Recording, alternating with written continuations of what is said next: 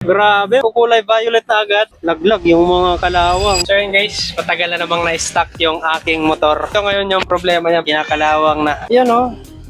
Yan, dami yung mga tornilyo. So yan oh, kalawang. Meron ako nakita online. Daming magagandang review nito. Ito yung Mars Rust Remover. Yun oh. Grabe, meron na agad nagkukulay violet na agad. Parang iba yung nararamdaman ko sa kamay ko. Dapat pala nag-gloves ako. Yan, kita nyo, kakahigpit natin ng mga tornilyo natin, kaka-adjust. Siyempre, nagkakaroon ng mga chippings yung mga metal. Kalawangin talaga yan eventually. Pero tingnan nyo, nagkakaroon na ng reaction. Pagka natin, laglag yung mga kalawang. Kaya after ilang minuto, konting buhos-buhos lang. Ganyan na agad yung resulta. Jeez! Kanina, grabe kalawang nito. Tingnan nyo naman yan ngayon. Grabe ba? Eto, tinamaan din tong mga pintura pero wala namang nangyari. So, safe na safe yung mga pintura. Kaya pala, ang daming positive review nito sa online. So, kung gusto na rin ng panlinis na ganito, na sobrang quality at napaka-effective, tingnan nyo lang yung link sa comment section. Yan lang.